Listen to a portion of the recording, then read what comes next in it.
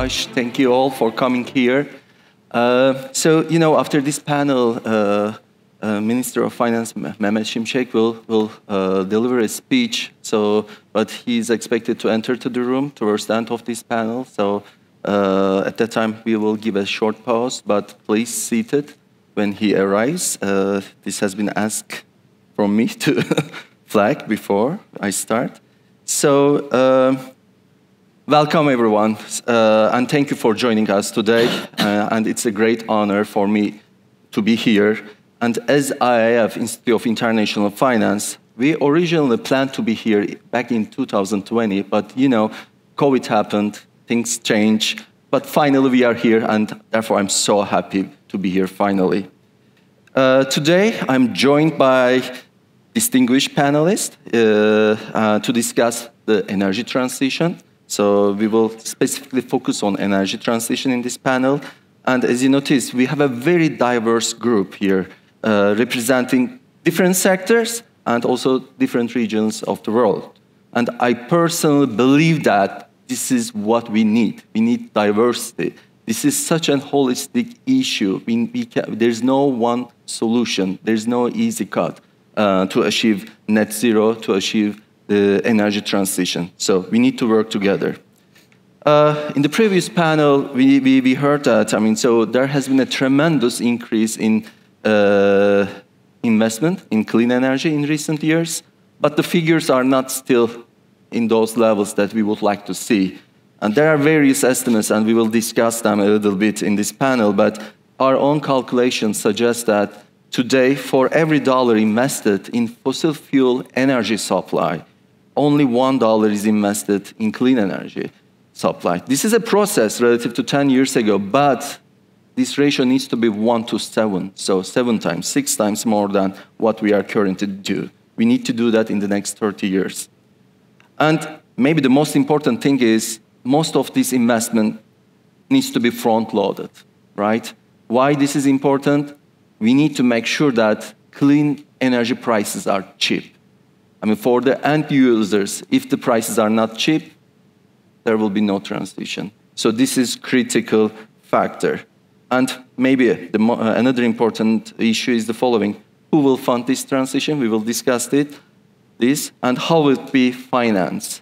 If this process is mismanaged, we believe that this is going to create another wave of global debt accumulation and could create asset bubbles, which is not good for productivity over the long term. Before we begin our discussion, let me remind you, you can send questions. I promise I will take some of them. In the previous one, we couldn't do that. Use your QR codes, which are on your name badges. Urash sent them to me. And with that, let's move into our discussion. So, welcome. Mekala, especially to you. I know you are extremely busy, and this is your first time in Istanbul, so welcome. And I just want to flag to our audience that Mekala publishes tremendous reports, influential reports over energy transition, especially over the last couple of years. She and her team, and she closely tracks all the developments in this universe. So, from your perspective, Mekala, so what is the state of play in global energy transition? Any success stories? Where are the gaps? Please let us know what your research says. Absolutely, and thank you for the very warm welcome, and it's a pleasure to be here. This is actually my first time in Istanbul, and it's a place I've always wanted to visit, so this was a wonderful opportunity to be here, and great to be with you all. I might say a lot of bad news, so let me start with the good news, right? Which is, I actually think in many ways there is enormous and meaningful momentum towards the transition. The previous panel spoke to some of that, but we've seen it in a variety of areas. We've seen it in commitments. Today, more than 90% of global GDP, thousands of companies have made some form of net zero commitment. Those commitments, by the way, have extended beyond carbon dioxide to also include things like methane. So on the commitment side, I think we've got a lot of momentum. We are seeing massive amounts of innovation, and we're actually starting to see that in the statistics, right? In the actual sales data, in the turning over of stock when it comes to renewable energy, when it comes to electric vehicles. So innovation has actually made many of these technologies actually viable, and we're starting to see that in the real deployment. We've seen a lot of financial innovation. Of course, finance is starting to flow towards certain sectors, but we've also seen VC funding flow. We've started to see things like advanced market commitments. So many, many different examples of momentum. So that's the good news. I think the not so good news is where we are relative to where we need to be. So we looked at about 25 different scenarios of our current trajectory of emissions from the IPCC. McKinsey publishes our own scenarios, the IEA publishes scenarios, et cetera.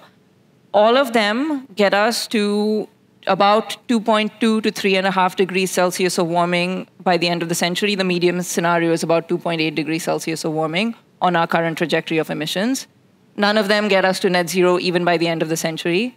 And so you contrast that with this goal of net zero by 2050, limiting warming to ideally 1.5, at least well below 2C in the Paris Agreement. And so there's a big delta between where we need to be and where we are, right? That's the bad news. That's the gap that we're trying to bridge. And there's many, many things that we need to bridge those gaps, and I know we'll get more into that as the panel proceeds. But I want to start by talking about finance, since this is a panel about a discussion about finance. We talked about many numbers related to how much it will cost, so let me give you my version of the numbers. We published some research a few years ago on looking at what actually financing the transition would take. When we did this, we looked at both high emission spending that would continue to some degree. So in the near term, we will still continue to buy internal combustion engine-based vehicles. There's still going to be some gas investments that's needed. So we looked at high emission spending. We also looked at low emission spending, things like spending on renewables or spending on solar and on EVs, et cetera. And we did this with a scenario from the Network for Greening the Financial System, NGFS, which I'm sure you're all familiar with. If you run these numbers with different scenarios, they all roughly get you the same value. So let me just give you the results from NGFS.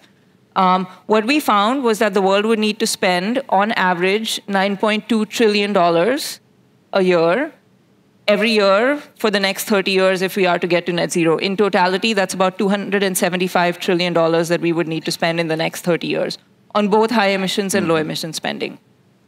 Let's contrast that to where we are today. So today we're spending $5.7 trillion. So we would need a step up, again, across both high and low emission spending from $5.7 trillion to $9.2 trillion, a $3.5 trillion step up. So that's a massive increase in how much we need to spend on these assets. But I think that actually doesn't tell you the full picture of the scale of the problem. A better metric in my mind is if you think about where we're spending today relative to where we need to spend in the future. So of that 5.7 trillion that we're spending today, and I know I'm throwing out a lot of numbers at you, these numbers are the most important to remember. Of the $5.7 trillion that we're spending today, about 65 to 70% of that is going towards high emission spending. About 30% of that is going towards low emission spending. Going forward over the next 30 years, that needs to be exactly reversed. So that 70% that we're spending on high emission spending, going forward about 70% needs to go towards low emission spending. So this is a big reallocation of capital from high emission spending to low emission spending. It's not just about a scale up of capital. We're spending in fundamentally different ways towards fundamentally different technologies. And they come with different risk profiles, different return profiles, different actors that you need to fund, different ways of working. And that really is the problem, right? Everything that we're talking about of the need to transform the system, the need for policy, all of that emerges from this fundamental fact that you're spending on different things. The other fundamental fact is that you're spending to some degree in somewhat different places. So what we also find is that developing countries would need to spend more as a share of GDP, about 1.5 times to 3 times as much relative to the developed world. And this is, of course, to some degree for their economic growth, but it's also because at the core of the transition is capital expenditures. You need a 3 times bigger power system. You need to spend more on things like electric vehicles because they're more expensive today. So all of this means we need to target our spending towards different types of assets that come with different challenges. And we also need to ensure that we find ways to fund financial flows towards the developing world. There's other things that I think we can get into in terms of the role of innovation, which I think is critical, but I'll stop here for now. These are excellent points. Actually, I have a quick follow-up question. So in you say that funding. So who is funding right now, all this transition, but who are you expecting to fund it in the future? I mean, so what's going to be the role of the government? What's going to be the role of the corporate sector? How do you envision it? Yeah, so maybe I'll take that in two parts. So firstly, where is the funding actually going, right? We've talked about this as an energy transition. I prefer to think about it as a net zero transition, only because it's not just energy supply, it's also energy demand sectors, and it's the role of agriculture and forestry. So if you look at that in totality, none of these sectors are getting remotely the amount of spending that they need. Where we're seeing more momentum is in sectors like power and mobility. But even there, the degree of funding relative to the need is maybe 20, 25%, right? So the sectors that are at the leading edge, the vanguard of the transition, even there's a huge financing gap. But then you start to think about the other sectors, things like industry, things like buildings, things like agriculture, the financing gap is even more. So this is a challenge across sectors. And then in terms of who is funding today and who needs to be funding in the future, some of the analysis we did, if you think about just the low emissions portion of the spending, you mentioned $1 to $1, right? Roughly speaking, we're spending about $1.5 trillion today on the low emissions portion of that spending. So that's the 30% of 5.7, if you want to check my math. But of that $1.5 trillion, we find that about a third of that is purely private spending, and then the rest of it today is largely public spending. That public spending is often SOEs, DFIs. It's also grant and concessional funding that governments across the world are doing, some form of subsidies that governments are providing. So today, a large part of it is private, but it's by no means the majority.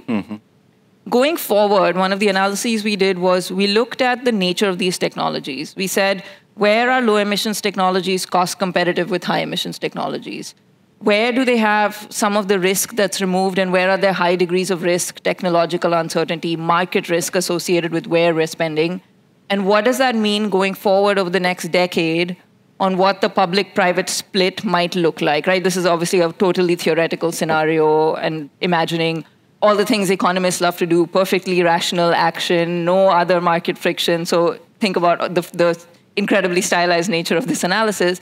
But what we find with that is just because of the nature of the cost competitiveness gaps that exist and the magnitude of risks that exist, even going forward over the next 10 years, even if we expect some innovation to continue, at best what we would see is 50% from the private sector, 50% from the public sector, and the 50% from the private sector, about 20% of that, or about 20% of the overall funding is purely private, in the money, cost competitive, without risk.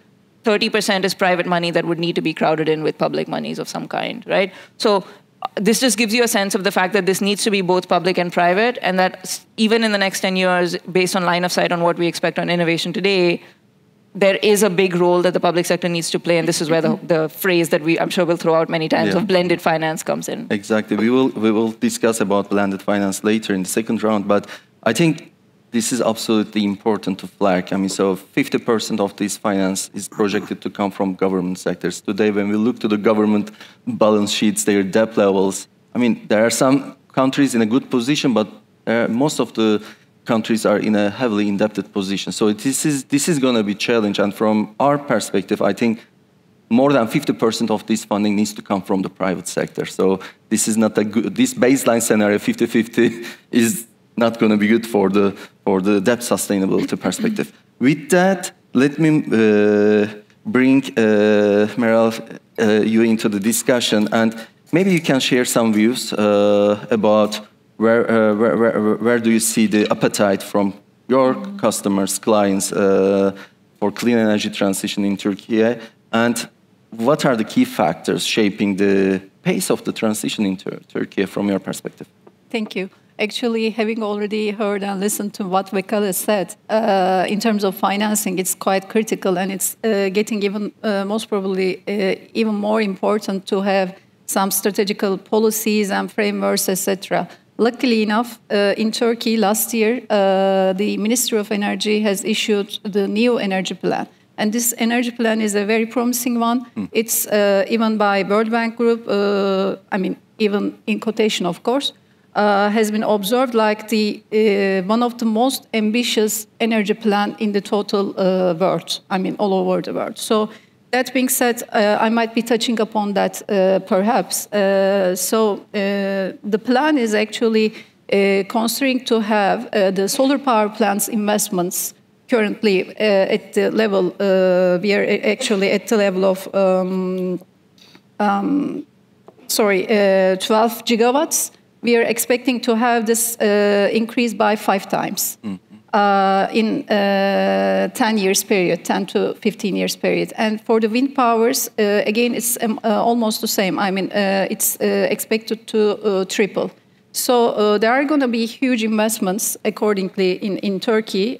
So this is a promising one from our perspective. And I would like to here also note that Turkey's electricity production through the renewable energies are already at 42%. And overall, the total installed capacity, when considered the portion of the renewable energy, is at around, if I'm not mistaken, it's changing though from, month to month, but at around, I would say, 55%. When we compare this to the continents, European continent, etc., again, it's a very promising one. So, but the only thing through the energy transition from our perspective is not just building up investments on the renewable energy. It all takes also into consideration the energy efficiency, which the government already released a new, if I'm not mistaken, 12th National Energy Efficiency Plan, with the results of the previous ones as well, announced transparently. So I was saying energy efficiency, circular economy investments will be taking the lead, even considering the CBAM transformation needs. So, and we could note that also the ETS system, I know that it has been discussed so far. I don't want to take your time further along with it, but the ministries are actually getting very more interconnected from our perspective. This is how we observe it. For example, Ministry of Environment, Urbanization and Climate Change has been pursuing, in alignment with the Ministry of Energy, as to get aligned with the lowering the GHG emissions. This is also related with the Turkey's NDCs. So Turkey as a country has its own statement in the environment, making that statement that we will be net zero by 2053, further to its certification of the Paris alignment. So as financial companies and as a development and investment bank, which are which is celebrating its 74th year in amount, we are actually working very close by development finance institutions in our funding share, thanks to our Ministry of Finance and contributions through guarantee mechanisms. We have a share of nearly 70% funding through development funding institutions.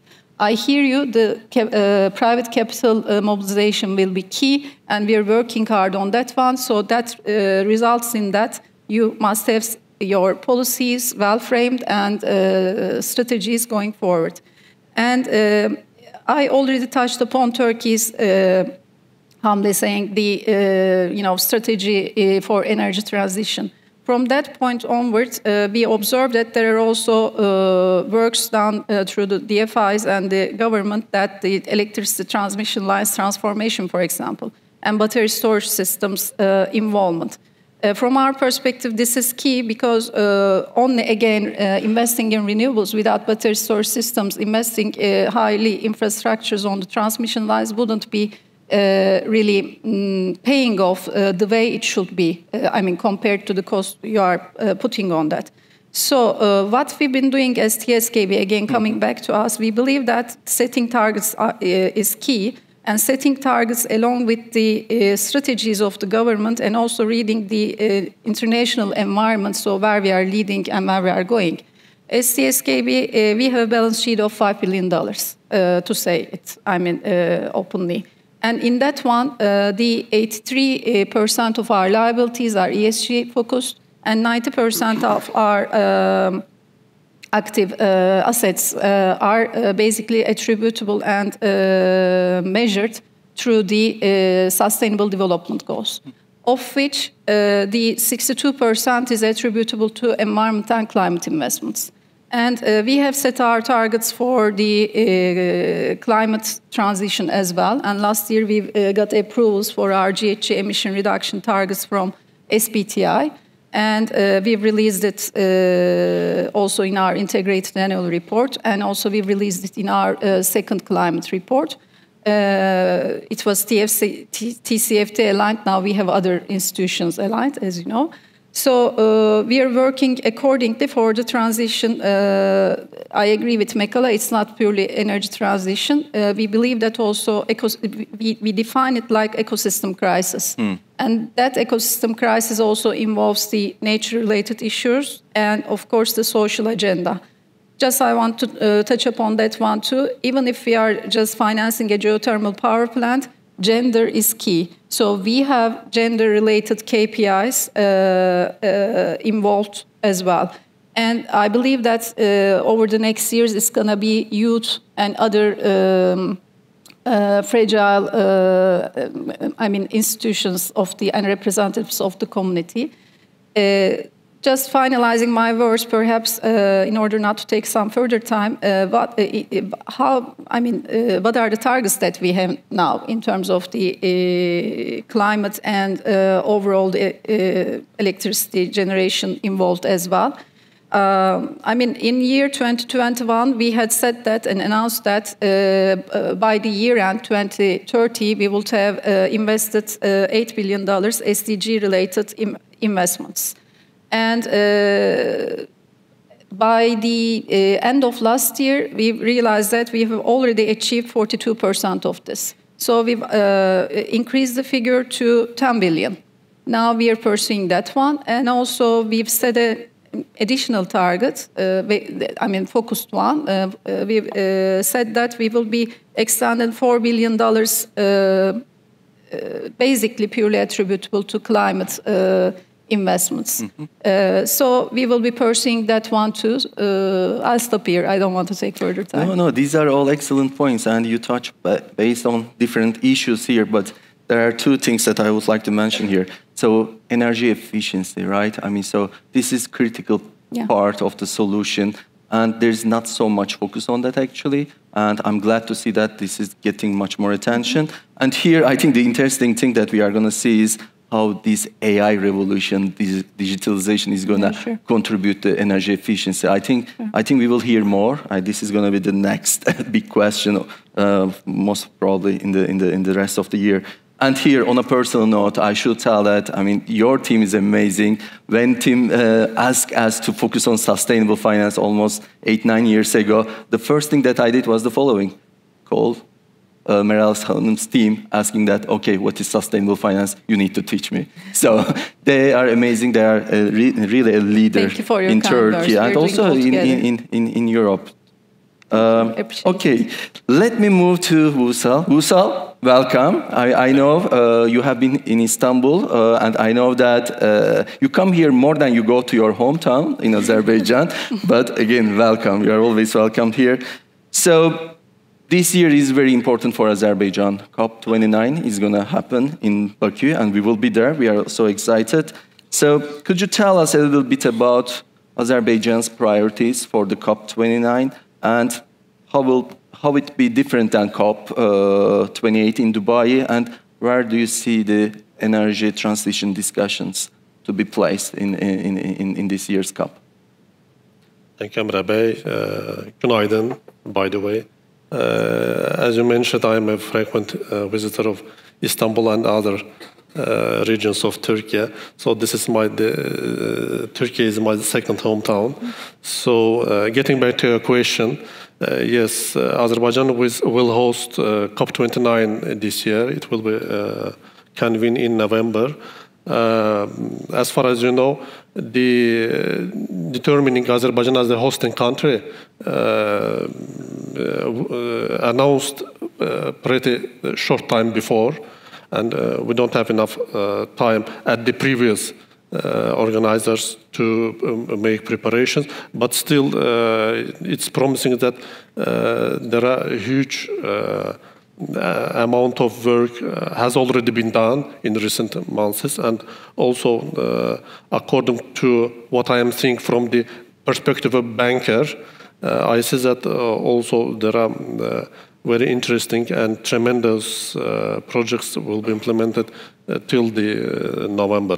So regarding the priorities, 3 years ago, Azerbaijan adopted 5 national priorities for socio-economic development until 2030, and emphasizing one of them, the fifth one, articulated as country of clean environment and green growth. Azerbaijan actually outlining ongoing initiatives towards the rehabilitating and expanding green spaces, enhancing actually environment, then proper utilization of the water resources, and of course alternative energy potential. After these priorities, Central Bank of Azerbaijan also prepared something like a banking strategy. And of course, there are lots of initiatives regarding the sustainability, and commercial banks alongside with the ABB and Azerbaijan Banks Association started to implement them. After that, 2024, this year, has been declared as a year of Green World Solidarity Year. So by doing that, Azerbaijan again declared its commitment to sustainability. And it actually accelerated ongoing initiatives, and also regarding with COP29. So Azerbaijan is trying to be a role model for emerging markets, as Azerbaijan one of the emerging markets, and also Azerbaijan oil and gas country. Yeah. So it's actually pretty challenging to show the other emerging markets how we should make transition from the traditional sources, fossil fuel based energy to the sustainable energy. So this is perspective inside the country. Now let me switch to the global level, international level. Actually today, 18% of the energy used derived from the fossil fuels. Yes, we have the promising global trends towards achieving our all of us global achieving the net zero energy by mid-century. So Azerbaijan also showed commitment in this topic as well. From the other spectrum, as our colleague mentioned, there are huge problems with financing. If we touch only emerging markets, according to UNCTAD, United Nations Conference for Trade and Development, each year these regions, I mean emerging markets, need $1.7 trillion. And yes, proportions are almost the same. They receive only part of them, one third of this money. So Azerbaijan is going to advocate for financing emerging markets. So this is one of the main agenda in COP29 will be held in Azerbaijan. Alongside with these finance issues, Azerbaijan also going to accelerate, as I mentioned before, transition from fossil-based energy to the sustainable energy. And this is another topic in agenda. Also, Azerbaijan will advocate to proper operationalization of Article 6 of Paris Agreement, where it's also touched some financing issues, phasing out coal and other traditional sources of energy. So these all are about the priorities of Azerbaijan, and of course, banking sector is also involved in this process. And as I mentioned before, in spite of that, sustainability for our country is something like a new topic of the recent years. We're trying to make a significant stride forward and to do things which other countries do in much more time. This is excellent. And please let us know if we can help you. I mean, so Baku is important for us. I mean, so we would love to be a part of these meetings and help you. And again, you mentioned that the importance of the mobilizing international capital to emerging markets for energy transition. I think this is one of the most important things that we collectively focus on. The money is not flowing to emerging markets. And for those of you who follow our research, IIF research, we have been writing about this for almost more than 15 years. I mean, the money is not flowing to emerging markets. There are success stories in some cases, but overall, still, we need to focus on this. Especially, I think climate change can be a game changer in that sense. I mean, to mobilize, to collaborate more. But thank you again. So before I turn to Serif, I would like to remind you, please send me questions. I don't have any questions so far, or maybe Urash is not doing his job. So, please send me, but simple ones, as always. Threw him under the bus. So, Serif, thank you again, dear friend. So, you are one of the largest steel producers. You are a global player. And please let us know, how do you see the current situation in steel production globally and in Turkey? And how do you see the pace of adoption of green steel, especially in Turkey? Thank you so much, Emre. Today, I am really happy to share our success in green steel with this valuable audience. I will try my best to explain everything briefly. Steel is a cornerstone of a global economy, and Turkey is one of the most important players in this industry. Last year, we were 8th after Germany, but Turkey, with the 35% of growth, became 7th worldwide. As Turkey, this growth shows our dedication, and as Tosyalı, we believe that we can do more together. As we all know, steel is a strategic material, but steel alone produces 10% of global emissions. Coal is the primary reason for 70% of these carbon emissions. So the question is, what needs to be done for sustainable future? I would like to give you some data. According to World Economic Forum, $372 billion is needed to convert existing plants to net zero technologies. $372 billion. So the number is that big. It's almost total GDP of 16 European countries.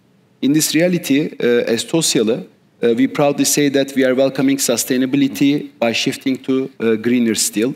We believe that this shift is not just necessary, it's also an opportunity. We know that it's not going to be easy, it will be also costly, but it's worth it. We are not just talking about saving the planet, we are also talking about securing a better future for our young generation.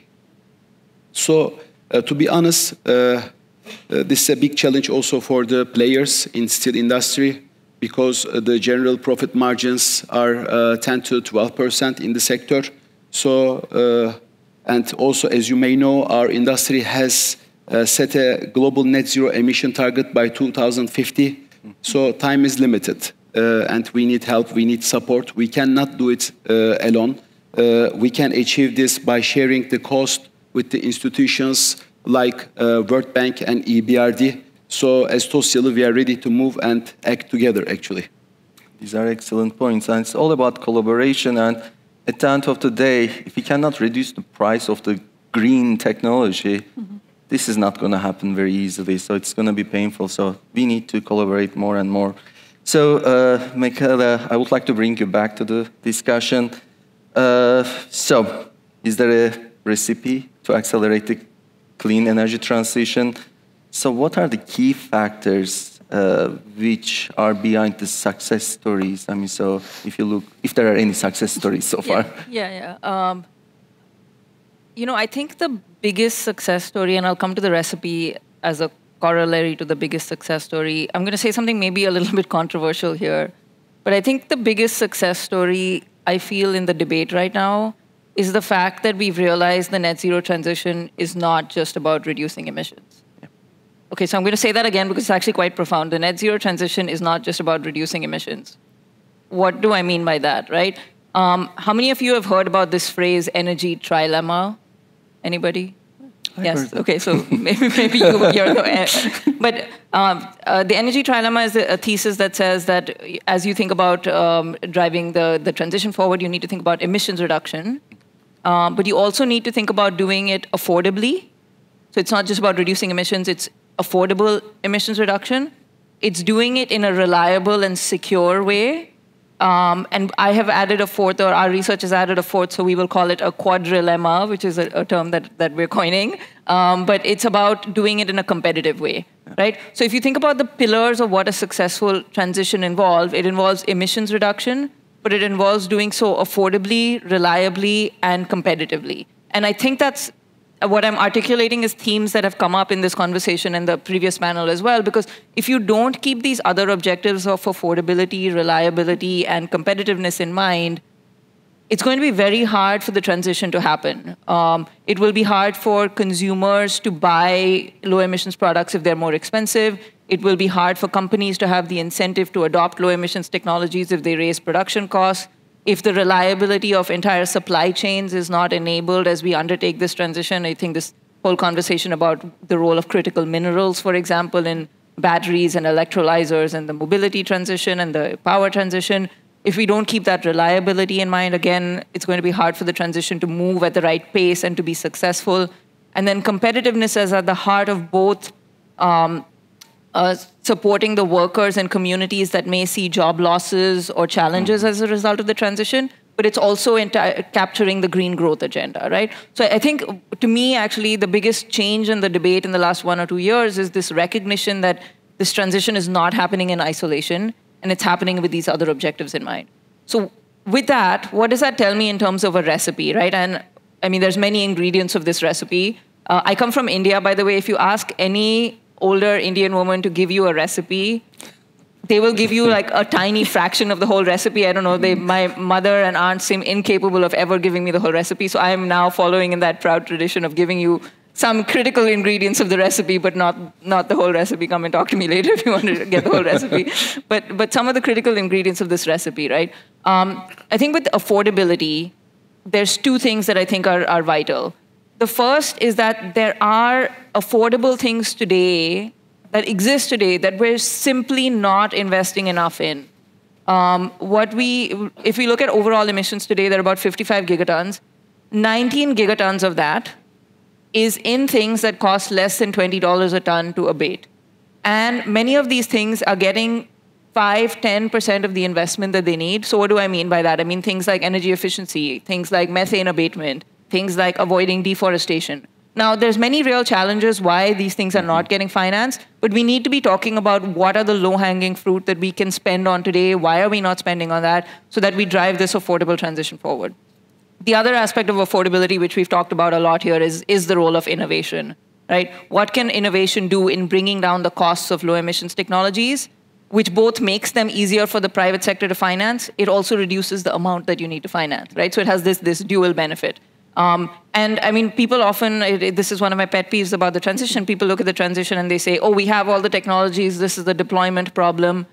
Yes, we have a lot of the technologies. About 90% of emissions reduction, we think, can come from technologies that are outside of the lab.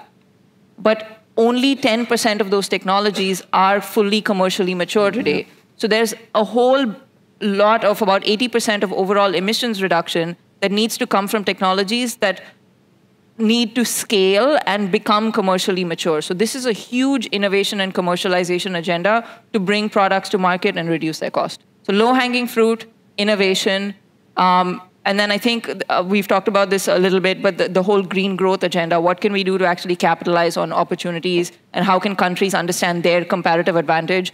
Not everybody can play a role in everything, but identifying what are the unique attributes, endowments that each country has that allows them to participate in the transition, and using that comparative advantage as a guide.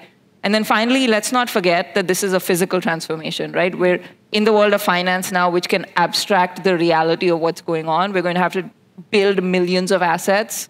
We're going to have to turn over, in some instances, even billions of assets. And that's going to come with both the direct assets and then the supply chains, the logistics infrastructure, the networks, to your transmission and distribution point. This is a huge physical transformation. And so we also need to think about skilling the right labor, getting the right coalitions together to drive these cross-sectoral transformations. So let's also keep the physical nature of this transition in mind. So that's my 4 recipes, 4 ingredients that I'm giving you.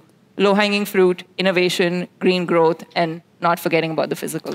Excellent points, and they are all kind of related with the industrial policies, right? I mean, at the end of the day, we heard about this in the previous panel. I mean, government policies are critical here, incentives. So when we look in the US, there is this giant program, Inflation Reduction Act, which is all about green transition. Again, in Europe, we are seeing developments under the Green Deal. So all of these policies are critical to somehow accelerate all these points that you made. So, but this also a nice way to bring Vusal back to the discussion. So maybe, Vusal, you can talk a little bit about the opportunity side and how do you see the banking industry's role, especially in Azerbaijan. So you mentioned earlier that Azerbaijan is heavily dependent on fossil fuel, but you know, when we were in Dubai early last year, when I asked the same questions to experts from the region, they see it as an opportunity, right? It's an opportunity to diversify your portfolio. How do you see it? How Azerbaijan sees it? Of course, thank you for your question. This is opportunity for diversification because this will drive this energy transition processes, will drive also development of the businesses. Yeah. And, you know, our banks in Azerbaijan, among the other clients, also have the oil and gas clients. So this is something like a living process. Banks should develop themselves to develop their clients, and clients themselves should develop to develop banks. So if we talk about the roles of the banks themselves, not in Azerbaijan, but I think from my perspective all over the world, to understand this, I think we should deep dive in role of banking sector in economy general. So what is this role? The banks actually are agents. Mm-hmm. And in terms of transformation, any transformation, you can use these agents like transformation captains. So you can make your initiatives more achievable by means of banks. As they are agents of the monetary system, I know I'd like to also mention capital mobilization.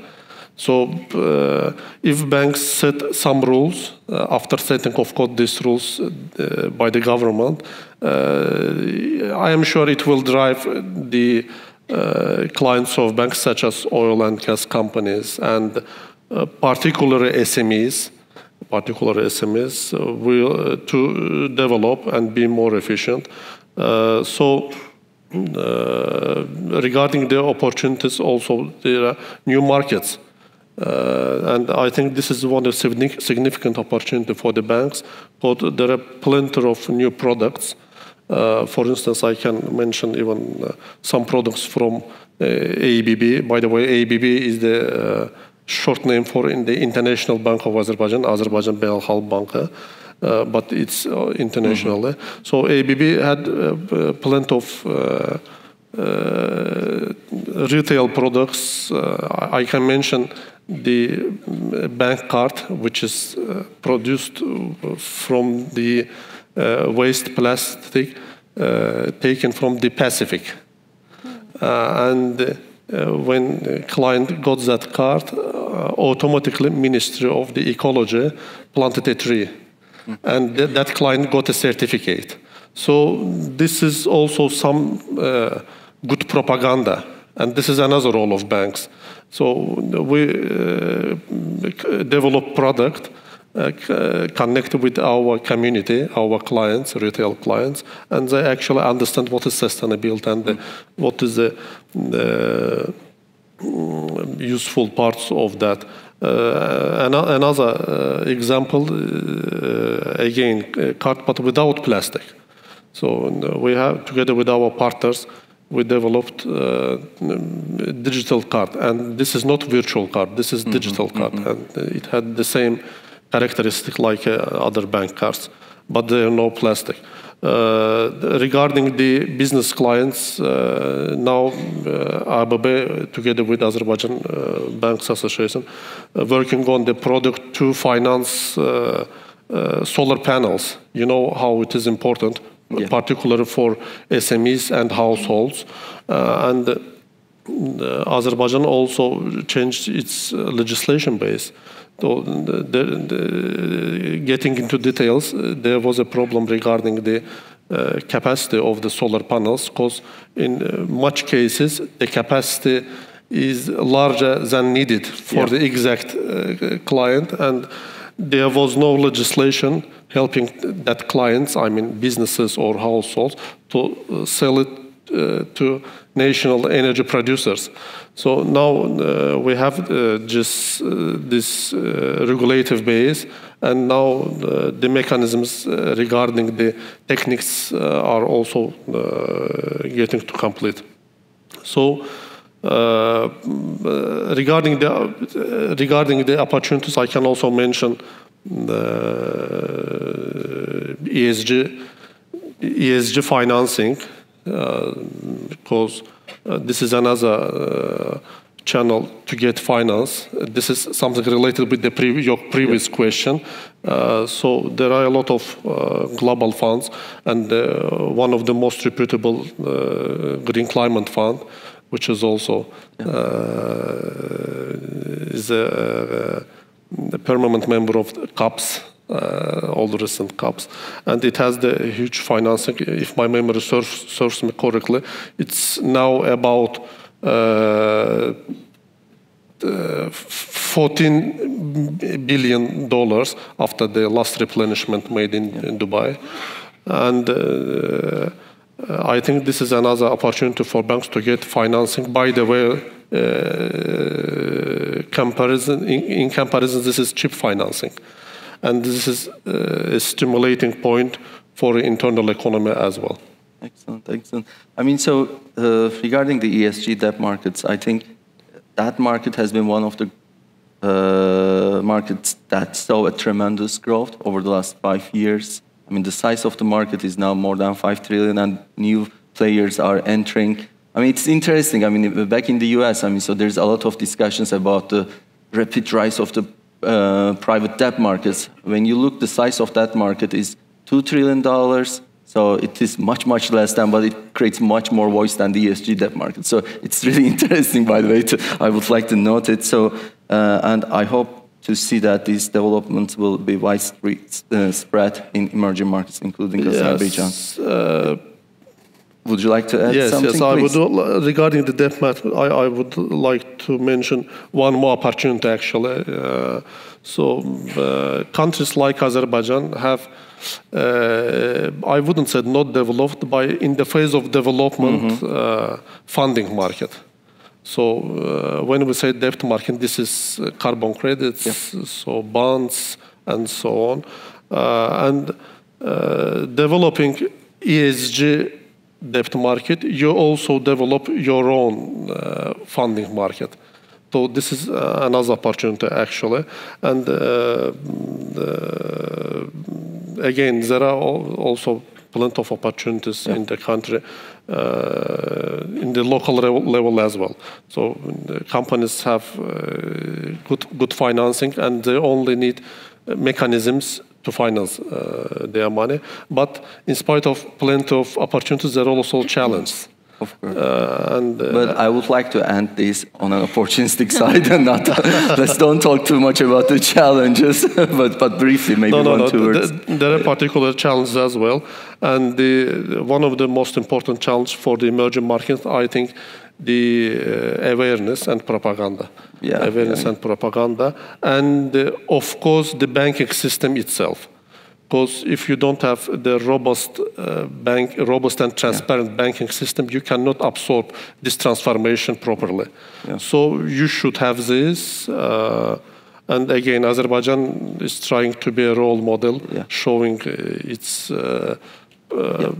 particular features in this topic as well. This somehow goes back to Meral's earlier comments. I mean, so making commitments, having credible commitments. So this contributes to transparency. So it helps to create awareness. I think so. In that sense, yes, banking sector has an important role. And again, we cannot undermine the importance of us as credit providers. So, Meral, I mean, in the second question, I would like you to talk a little bit about transition planning. This is one of the hottest topics of this year. I mean, so transition planning as a financial institution, having a strategy, and within that strategy, how does it shape your engagement with your clients to increase awareness? So, could you share your thoughts about that? Sure, thank you. Actually, it's a path. It's not an easier path, though. For example, there are certain frameworks. ICMA already released its own transition, not the framework, the handbook. So we have Paris alignments. We have all the multilateral development banks, varying from World IBRD to AIIB, JBIC, IDB. They release their own, alignment with the Paris Agreement. But within TSKB team, we've been all discussing that, yes, there is a transition plan, but when it comes down to the financing of it, both the markets, Eurobond markets, I mean the transition market, and which is absent, and also even the DFIs are acting a bit hesitantly. So that's the point I would like to make. But it's a process, we know. That's why luckily enough, now we have, as discussed in the previous question, it's good that we have our plans and commitments. So we've been actively able to transform ourselves accordingly and communicate with our stakeholders so that there's going to be some point that we will be feeling much confident in terms of financing for specific purposes of the transition plans. And as TSKB, we have our own transition plan. As I said in a moment before, we've released our SBTI targets, and both on the temperature rating system and also on a portfolio basis, because we are waiting for the country's sectoral developments for the carbon emissions. That's why we haven't released it on a sectoral cement or iron and steel, etc. And also, of course, we have our own scores for the renewable energy part and the carbon emission, GHG emission reduction part. And overall, we are running our system on a portfolio basis. What is key here is that, and a kind of a challenge is that the collection of the data from our clients, which we do appreciate when we receive them, and then we could then incorporate the figures to our models. And also on a portfolio basis, we are running the system, and we have our own roadmap, as I said, and on each credit committee of the bank, we are actually assessing both in the individual, projects and also on a portfolio basis. I would like to underline again, sorry for that. So then we are ending up with certain results. In terms of both, we have an internal model for climate risk evaluation on top of our environmental and risk evaluation tool. And now we have our own SBTI targets. So we are trying to get aligned with international practices and then transform both ourselves and then our clients. It's that kind of a commitment. It's not an easy task. The other challenge is within the bank, you also need to get full collaboration. It's not easy for some time for a salesperson to agree with all the other dynamics of the obstacles that you have. So it's another process. I'll stop here considering the time. No, it's an excellent point, Ami. So it's not just about external clients, it's also internal clients. Sometimes Indeed. they're a barrier. I know what you say. So, but if you have the commitment at the very top to bottom approach, sometimes becomes quite helpful. Yeah. I hear it a lot, believe me. So, Serif, the last question is for you. And, geopolitical tensions, it is shaping all of our businesses. And it will likely change or affect the pace of energy transition, and specifically in green steel. So how do you see the environment right now? How the future of the industry can be affected by the rising geopolitical tensions? Certainly, we can't ignore reality. Economic uncertainties, supply chain disruptions, and geopolitical risks present significant challenges for this transformation. And for example, as we all know, Russia's conflicts with Ukraine created a very big energy crisis. Also changes in raw material supply sources and new restrictions drove us to switch to greener technologies. As Tosyalı, we have made significant investments in İskenderun and Osmaniye in Turkey. Let me give you some examples. In our recent investment in İskenderun, we chose to collaborate with Primetals and use their advanced energy-saving technology called quantum type of arc furnace. This is the first time technology used by Tosyalı in Turkey, and with this technology, we reduced our total carbon emission by 40%. This is really crucial, 40%. Second, in Algeria, we have been working with Midrex since many years. Midrex is an American technology company. We have built so far 2 DRI facilities together. Now we are working on the 3rd DRI module to adopt clean hydrogen-powered DRI systems in Algeria. Plus, especially for this new DRI plant, our project to have solar energy for the 100% hydrogen usage in this module. So actually these developments in Algeria are strategically crucial that will bring us to ability to run with 100% hydrogen. So it's a huge step in steel-making history. I would like to share another big development at Tosyalı. We have implemented the world's largest rooftop project, and we made our facilities ready with 100% hydrogen usage in our production. So at the moment, our capacity is, as rooftop, 250 megawatt. It's the largest, as I said, and our actually plan to have 2.5 gigawatt with the site investments in 2.5 years. With these investments, we are going to actually supply all our needs through solar power projects. Not only in renewable and alternative energy side, but also in circular economy, we have strategic investments. With American Harsco company, we have a joint venture in Turkey and in Algeria as Tosyalı Harsco. Harsco is a listed company in New York Stock Exchange, and they have been in recycling business since 100 years. There is one headache for electric arc furnace producers. It's slack. It is still manufacturing waste. So we are actually transforming this slack into value-added products. It is used now in fertilizer business, in cement industry, and in asphalt industry. So this is the first recycling company of Turkey in steel. As Tosyalı, we know that this transformation is not going to be easy, but together with all our professionals, we are actually confident in being the first worldwide. Excellent, excellent points. And again, you are such a global firm, and you are collaborating with a bunch of different firms from different regions. So, yeah, geopolitical tensions is not good recipe for this collaboration. So I know we are almost done, and unfortunately I'm not going to continue this discussion. So thank you so much for the delightful conversation, discussion, and thank you all for being here. Please remain seated, so we will start immediately the second session. Thank you very much.